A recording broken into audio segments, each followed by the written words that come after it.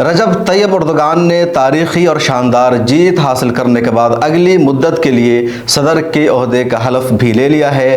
حلف برداری تقریب بھی کافی شاندار اور تاریخی رہی، جس میں 10-20 نہیں بلکہ کل 81 ممالک کے ذمہ داروں اور سربراہوں نے شرکت کی۔ 21 ممالک کے سربراہ نے شرکت کی، 13 ملکوں کے وزیر اعظم نے شرکت کی، اس کے علاوہ 10 ممالک کے اہم منسٹرز یا آفیشل نے شرکت کی، اور اس طرح یہ تقریب تاریخی رہی جس میں 81 ممالک کے ذمہ داروں اور نمائندوں کی شرکت دیکھی گئی۔ یہ تقریب اس وجہ سے بھی تاریخی مانی جا رہی ہے کیونکہ اس میں 3 انٹرنیشنل تنظیموں کے ہیڈ نے شرکت کی۔ پہلی تنظیم OIC یعنی آرگنائزیشن آف اسلامک کوآپریشن، جس کے سیکریٹری جنرل کی شرکت رہی۔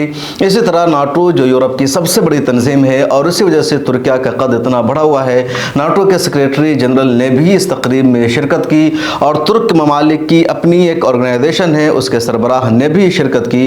تو اس حوالے سے یہ تقریب بہت اہم مانی جا رہی ہے۔ انقرہ میں شام 7 بجے حلف برداری کی تقریب منعقد ہوئی۔ 51 ممالک کے سربراہ ذمہ دار موجود تھے، اس کے علاوہ تمام اہم ذمہ دار موجود تھے۔ اہم بات یہ مانی جا رہی ہے کہ رجب طیب اردوغان کے پرانے ساتھی اور سابق صدر عبداللہ گل جو ناراض چل رہے تھے اردوغان سے، وہ بھی واپس آ گئے۔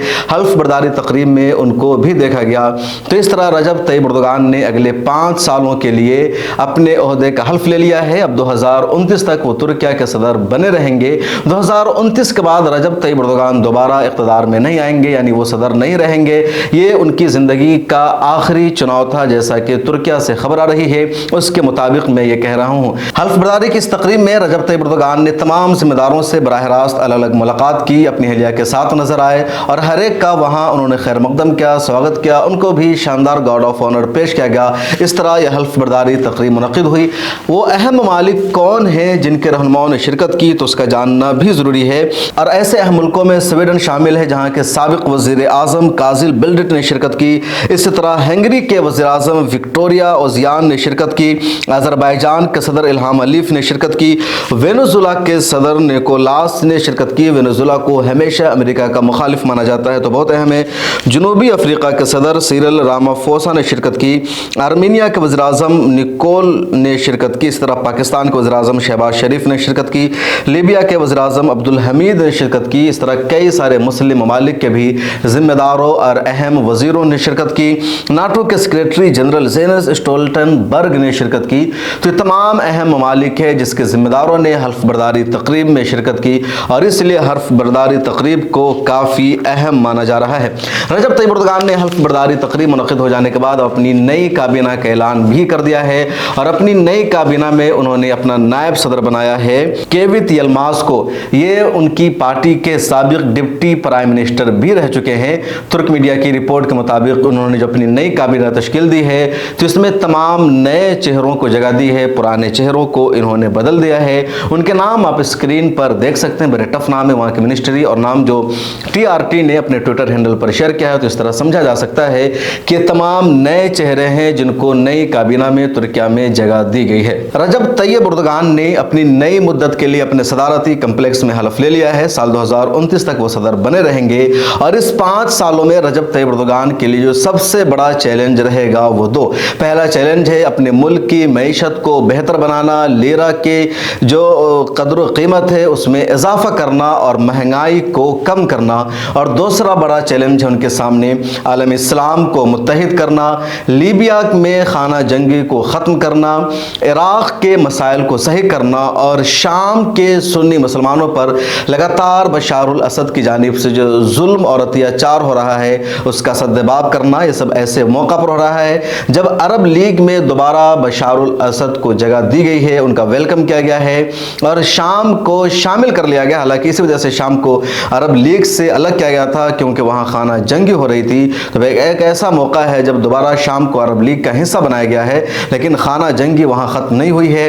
رجب طیب اردوغان کے لیے بڑا مسئلہ ہے شامی مہاجرین کو ان کے وطن واپس بھیجنا، ان کی گھر واپسی کو یقینی بنانا، اور وہاں ان کو تحفظ فراہم کرنا کہ دوبارہ ان کو کسی جنگ کا سامنا نہ کرنا پڑے، اور اپنی سرزمین پر وہ عزت کے ساتھ پرامن طریقے سے رہ سکے۔ تو ایک بڑا چیلنج بنا ہوا ہے رجب طیب اردوغان کے لیے۔ اس کے علاوہ فلسطین کا مسئلہ بھی ہمیشہ سرخیوں میں رہے گا، اور رجب طیب اردوغان کے لیے دیکھنا ہوگا کہ وہ اسرائیل کے ظلم و ستم کو کس حد تک روک پاتے हैं और फ़लस्तीनी मुसलमानों की कितनी मदद कर सकते हैं। हालांकि रजब तैयब एर्दोगान की जब जीत हुई और उनकी फतह का ऐलान हुआ तो सबसे ज़्यादा जश्न गज़ा पट्टी में और मकबूजा फ़लस्तीन में ही मनाया गया। वहाँ के मुसलमान ने बेपनाह खुशी और मसरत का इजहार किया और एक वाज़ेह संदेश था कि कहीं ना कहीं गज़ा पट्टी और फ़लस्तीन के मज़लूम मुसलमानों को रजब तैयब एर्दोगान से मदद मिलती है। आप स्क्रीन पर लगातार विजुअल देख रहे हैं रजब तैयब एर्दोगान की हल्फ बर्दारी तकरीब के मंजर को कि किस तरह का वहाँ खूबसूरत नज़ारा है, मंजर है, सबसे मिल रहे हैं। रजब तैयब एर्दोगान ने रात में आए हुए बाहर से तमाम मेहमानों को डिनर भी दिया, उन सब के साथ उन्होंने मुलाकात की और इस तरह रजब तैयब एर्दोगान के नए सफ़र का एक मरतबा फिर आगाज़ हो गया है। मगरबी मीडिया ने, आलमी ताकतों ने बहुत कोशिश की थी रजब तैयब एर्दोगान दोबारा इक़्तिदार में ना सके।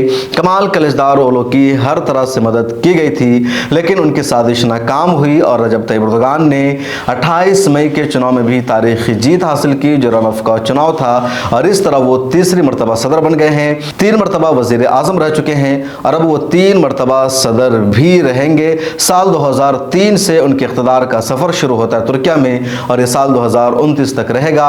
एक तरह से कह लीजिए कि 3 दिहाई तक हुकूमत करने वाले वो दुनिया के अहम रहनुमा बन जाएंगे और इतने लंबे अरसे तक इक़्तिदार संभालने वाले तुर्किया के पहले वाहिद रहनुमा तो बन ही चुके हैं। इस वीडियो में इतना ही, मुझे दीजिए इजाज़त।